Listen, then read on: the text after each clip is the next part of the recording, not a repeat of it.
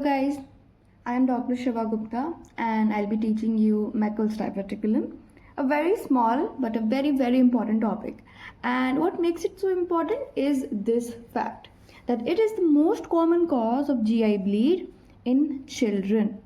So if you see a kid of around 2 years of age, and you see bleeding per rectum, this should be one of the differentials. Now, what it exactly is. It's a diverticulum. By definition, it is a true diverticulum.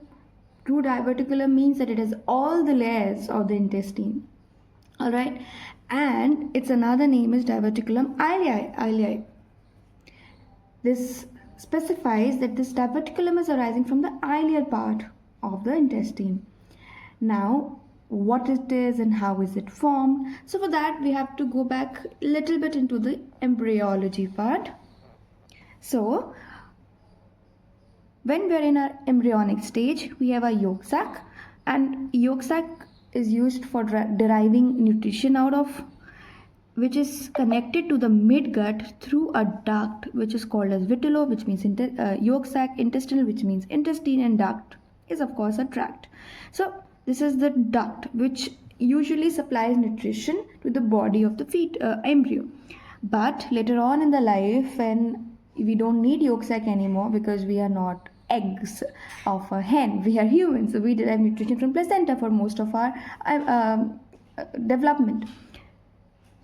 We don't need this vitellointestinal duct, so this duct gets obliterated and it gets fibrosed and it gets disappeared, which is a normal phenomena. But in case if it doesn't and it's left, then it leaves a remnant. This remnant is called the Meckel's diverticulum. Now it is true because of course it has all the layers.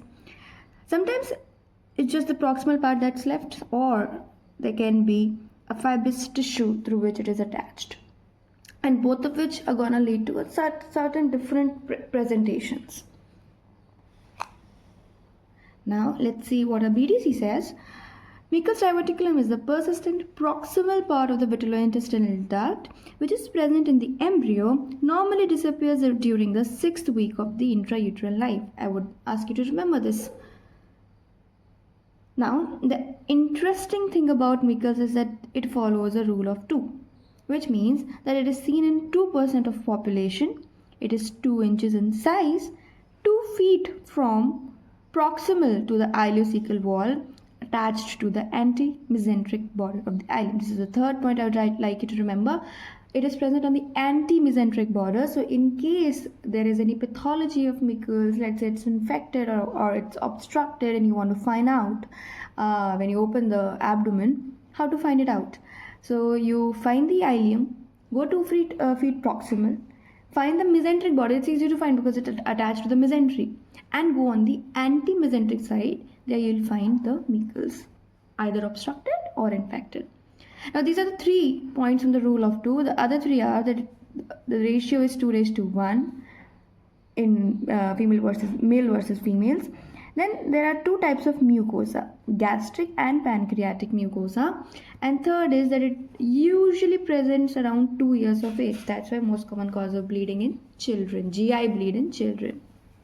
Now, it has caliber as that of ileum, and its apex may be free or attached to the umbilicus, to the mesentery, or to any other abdominal structure by the fibrous band.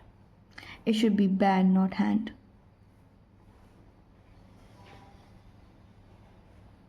Okay.